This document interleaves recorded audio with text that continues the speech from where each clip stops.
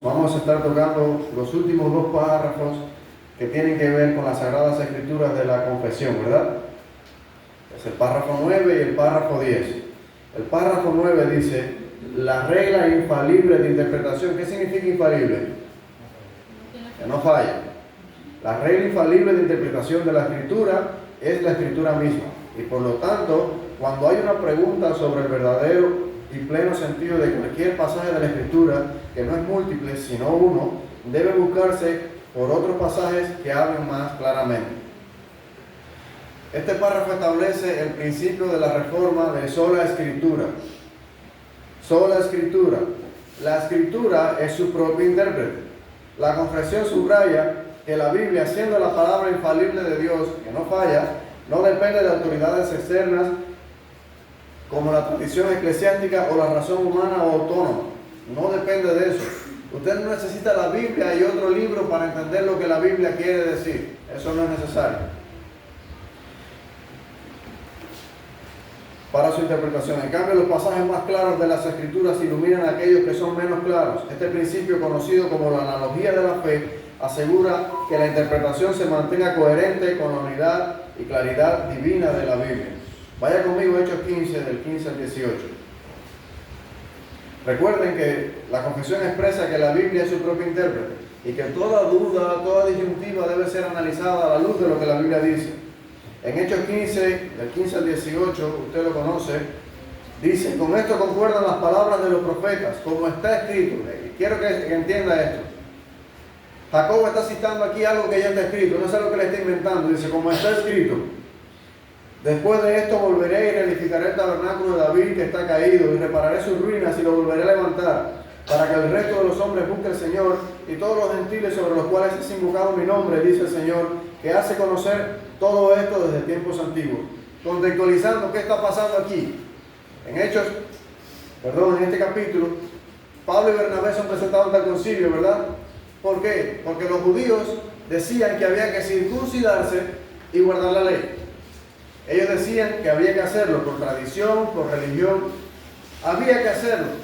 Y Pedro se para y hace una defensa, un alegato en favor de los gentiles.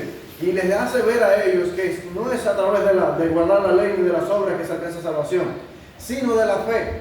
Pero Jacobo no se queda callado y pone el punto final y dice, pero aguanten, escrito está. ¿Se dan cuenta? Toda disyuntiva, toda duda que la iglesia pueda tener, no debe buscarla en un libro externo a la Biblia. No está mal leer literatura que sea de autores, Martin Lloyd-Jones, Sugel, y etcétera, etcétera. No está mal que usted lea libros sobre temas específicos, pero usted debe llevar todo a la claridad y suficiencia de la Biblia. La Biblia es la regla de fe y conducta del cristiano. Jacobo, para resolver de manera magistral esta disyuntiva que había, que si los gentiles se debían circuncidar sí o no y guardar la ley, había una duda emergente en ese tiempo, ¿verdad? A los judíos les chocaba que el evangelio había sido anunciado a los gentiles y los gentiles estaban respondiendo a y eso traía un problema en la iglesia naciente. Y querían que ellos hicieran lo mismo que ellos. Y Pedro les dice, pero ustedes imponen cargas sobre los gentiles que ustedes no son capaces de llevar. Había una disyuntiva, había un problema, había una duda. ¿Y cómo se resolvió? A la luz de las Escrituras. Jacobo cita un pasaje del Antiguo Testamento para aclarar todas las dudas de todos allí. Vaya conmigo también a Mateo 22, del 41 al 44. Mateo 22, del 41 al 44. Aquí se plantea una pregunta. Y estando juntos los fariseos, Jesús les preguntó diciendo, ¿qué pensáis del Cristo? ¿De quién es hijos? O sea, Jesús, quien es el Cristo, está tanteando, ¿verdad? Él sabía lo que había en el corazón de ellos, pero él está tanteando y está buscando una respuesta. Él le dice, bueno, ¿de quién es hijo el Cristo? Y los fariseos le dicen, bueno, es hijo de David. Y él les dijo, pues como David en el Espíritu le llama Señor diciendo, y cita un salmo, dijo el Señor a mi Señor, siéntate a mi derecha hasta que ponga a tus enemigos por estrado de tus pies. Pues si David le llama Señor, ¿cómo es su hijo? y nadie le podía responder palabra, ni osó alguno desde aquel día preguntarle más. ¿Se dan cuenta? Había una idea equivocada en la mente de los fariseos. Había algo preconcebido sobre quién era el Cristo, y el mismo Cristo lo resuelve citando la misma palabra del Señor. Bueno, ¿de quién es el Hijo del Cristo? No, de David. Recuerden que él viene del linaje de David. Y no, es hijo de David. Y él le dice, sí, ¿cómo David le llama Señor? ¿Cómo David le llama Señor? Ningún padre le llama Señor mismo.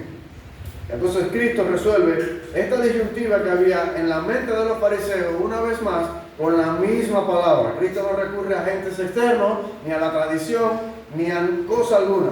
Cristo va a la palabra del Señor.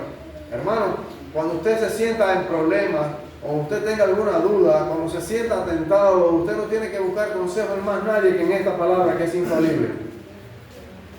Está bien buscar consejería, amén. La consejería debe ser bíblica. Debe estar centrada en la Biblia. Hoy en día uno de los ataques más fulminantes a la iglesia, el enemigo le ha hecho entender y creer a los cristianos que la solución de los problemas no está en la Biblia, sino en consejería, en hablarlo como un amigo, en cualquier otra cosa, y no en la Biblia. Se ha descentralizado la palabra del Señor, y esa debe ser el centro de nuestra vida. Ayer hablábamos en los caballeros cómo debería ser un hombre y un padre de Dios. No hay otra manera que siguiendo lo que está prescrito en esta palabra, hermano. ¿Tienes dudas? Ve allí, esta es la respuesta. ¿Te sientes tentado? Ve allí. La tentación de Jesús, hermano. No hay ejemplo mejor que ese. El diablo tentó a Jesús con la misma palabra, pero Cristo que le decía, sí, pero escrito está. El Señor no le dijo en ningún momento, no, mira, yo soy Dios encarnado, podía haberlo hecho, podía haber terminado la conversación de otra manera, pero Cristo mismo le decía, sí, pero escrito está. Y citaba la palabra del Señor. La palabra del Señor es suficiente, es infalible, hermano, no falla. Cualquier libro humano puede tener error. Cualquier consejo humano, si venga del pastor, puede tener un error. Pero la palabra no falla. La palabra no falla. Desde una perspectiva reformada, esto refleja la confianza en la inspiración divina y la coherencia interna de las Escrituras. Coherencia interna de las Escrituras. Cuando usted vea que un pasaje contradice a otro, dele para atrás que está mal en usted. La Escritura es coherente, enlaza perfectamente, no hay nada de incongruencia en ella. Totalmente, desde Génesis 1 hasta Apocalipsis, la Escritura es congruente. Por ejemplo, un pasaje como Mateo 24:36, vaya conmigo a Mateo 24:36.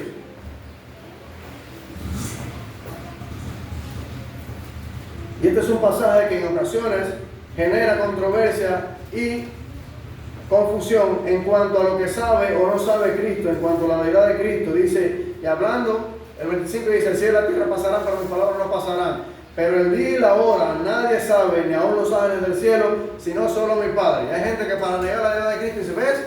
Solo mi Padre, ni Cristo sabía. No podemos leer este pasaje solo. Este pasaje debemos leerlo, sí, es un pasaje confuso, pero debes leerlo analizando pasajes más claros como Juan 1:1, del 1 al 3. En el principio era el verbo era con Dios, el verbo que era Dios. Entonces, si el verbo que es Cristo es Dios, es imposible que Cristo no sepa lo que Mateo 22 está queriendo decir. O con Colosenses 2:9, que él es la imagen invisible del Dios invisible. Y en él habita corporalmente, ¿qué cosa? Toda la plenitud de la deidad.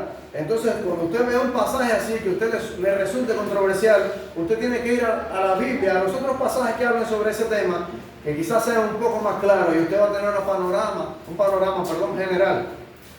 No podemos coger un versículo y descontextualizarlo primeramente, sacarlo de todo el contexto de un libro y hacernos una idea en la cabeza. No, hermano, debemos leer todo lo que está antes y lo que está después, y ver si está hablando, de qué tema está hablando, y me resulta confuso. Bueno, voy a ver qué otros versículos conozco yo que hablan de ese mismo tema, y voy a analizarlos, voy a estudiarlos.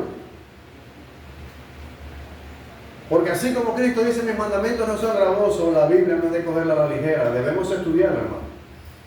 Debemos rumiarla, debemos consumirla. Debe ser dulce a nuestro paladar, pero debes consumirla. Debes leerla a diario. Y no solo leerla, meditar en ella. Meditar en ella. Es importante, es nuestro pan, nuestra guía. Debemos examinar, por ejemplo, este pasaje a la luz de Juan 1:1-3 y Colosenses 2:9, que afirman completamente la deidad de Cristo. Este método protege contra interpretaciones subjetivas o especulativas, anclando al creyente a la autoridad de la palabra de Dios. Hermanos, cuando usted oye a un cristiano decir, sí, la Biblia dice, pero, hay un serio problema ahí. Porque ahora vamos a leer el párrafo 10 y tiene que ser el juez supremo en la Biblia. Cuando un cristiano dice, la Biblia sí es verdad que dice, pero yo, ese cristiano está en serio problema. Está en serio problema. Porque el párrafo 10 dice que el juez supremo, por el que deben decidirse todas las controversias religiosas y por el que deben examinarse todos los decretos, concilios, las opiniones de autores antiguos, las doctrinas de hombres y espíritus particulares, o sea, todo. La autoridad suprema por la cual debe analizarse todo, ya sean las tradiciones, no porque mi abuela decía, o mi pastor decía, o el concilio tal decía, todo eso está sujeto bajo ¿qué? La autoridad de la palabra del Señor. El juez supremo es la palabra del Señor. Doctrinas de hombres y espíritus particulares, y cuya sentencia debemos acatar, no puede ser otro sino las Sagradas Escrituras, entregadas por el Espíritu a dichas Escrituras, así entregadas se reduce nuestra fe en definitiva. Este párrafo reafirma la supremacía de la Escritura como la autoridad final en los asuntos de la fe y práctica. Hermanos, a mí me llama la atención que una de las principales controversias que Cristo tenía con los fariseos era en contra de la tradición. ¿Verdad que sí? Señor, tus discípulos comen sin lavarse las manos. Porque si recordarán, los fariseos tenían la ley, pero también tenían el Talmud, ¿verdad? Que era la interpretación que ellos le daban a la ley. Y ponían el Talmud al mismo nivel que la ley. En el Talmud decía que ellos debían lavarse. Dice la Biblia que si muchas veces no se lavaban las manos no comían. Y es bueno lavarse las manos por cuestiones de higiene, pero ellos no lo hacían por cuestión de higiene, ellos lo hacían por cuestión de religión. Y ponían el Talmud, la tradición o su interpretación de la Biblia al mismo nivel que la Biblia. ¿Verdad? Y Cristo los corrige. Hermanos, no podemos darle autoridad por encima de la Biblia a nada. A nada. Debemos estar claros de que la Biblia es la autoridad final. ¿Entienden eso, no? Ninguna autoridad humana, sea concilios eclesiásticos, teólogos del pasado o experiencias individuales, pueden igualar o superar la autoridad de la Biblia. La confesión enfatiza que la Escritura, inspirada por el Espíritu Santo, es el estándar definitivo para resolver disputas doctrinales y establecer la verdad. A veces en la iglesia vamos a tener disputas doctrinales, vamos a estar en desacuerdo, pero el juez supremo, el que dicta la sentencia, el que dice basta ya, es la Biblia.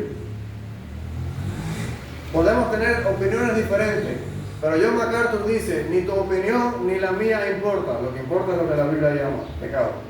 Y si la Biblia lo llama pecado, no interesa. Si la Biblia dice que es así, es así.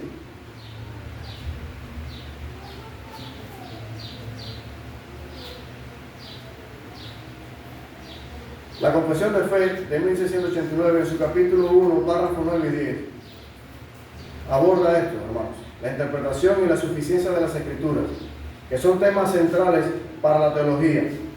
A continuación, vamos a ver que la regla infalible, ¿por qué es la regla infalible? En resumen, los párrafos 9 y 10 de Confesión de Fe de 1689 encapsulan la convicción reformada de que las Escrituras son suficientes, claras y autoritativas. ¿Cuántos dicen amén? La Escritura es nuestra autoridad final. Los creyentes deben estudiar las Escrituras con diligencia, como decía ahorita. Debemos preocuparnos, hermanos, por estudiar las Escrituras. Usted debe darle lugar a la Biblia que se merece. A veces le damos el lugar a la televisión, a veces le damos el lugar a otro libro, le damos el lugar a otras cosas y no a la Biblia. Nos pasamos el día en cualquier otra cosa y no digo que perdamos el tiempo. Sé que los días son complicados, tenemos que trabajar, la situación económica y de salud está difícil. Pero no es posible que un hijo de Dios pase un día entero sin leer la Biblia, hermano. sin escudriñarla, sin ver lo que Dios tiene para él en ese día. Debemos estudiarla con diligencia, comparando pasaje con pasaje, para discernir su verdadero significado. Esto requiere humildad, oración y el uso de herramientas como comentarios y estudios bíblicos que respeten la autoridad de las Escrituras, que es la autoridad final. En un mundo lleno de opiniones y filosofías, los cristianos deben anclar su fe, hoy más que nunca, en las Escrituras, no en la tradición, la cultura o las experiencias personales. La Biblia va más allá de las experiencias personales. Siempre pongo el ejemplo, Pablo fue al cielo. Fue al cielo. Pero Pablo no regresó de esa visión diciendo, bueno, 10 pasos para ir al cielo. No. Esa fue su experiencia personal. Y no fue repetitiva para más nadie. Su experiencia personal con Dios va a ser de bendición para usted, pero usted no puede hacer doctrina de ella. Ni puede dogmatizarla. Usted tiene que aclarar todas sus dudas y establecer como regla y patrón de conducta la Biblia. Esto es especialmente relevante en debates contemporáneos sobre ética, teología o práctica eclesiástica. Confianza en la claridad de las Escrituras. Aunque no todos los pasajes son igualmente claros, los cristianos pueden confiar en que Dios ha provisto en su palabra todo lo necesario para la salvación y la vida piadosa. ¿Cuántos dicen amén? Hermanos, hoy en día hay muchos debates doctrinales de que si soy amilenialista, que si soy premilenialista, de que y cuántas cosas. Pero en algo que sí tenemos que estar de acuerdo todos es en la seguridad de la salvación que la Biblia nos da a través de la sangre de su Hijo Jesucristo. En pasajes como 2 Timoteo 3:16 y 17. Tenemos que estar claros de esto, hermano. La Biblia nos da una seguridad eterna y nadie nos puede mover de ahí. ¿Entiende eso, hermano? Usted tiene que hacer de la verdad de la Biblia suya. Y tiene que hacer de esa promesa de la Biblia, tiene que hacer la suya. Porque por la fe en Jesucristo alcanzamos salvación y vida eterna.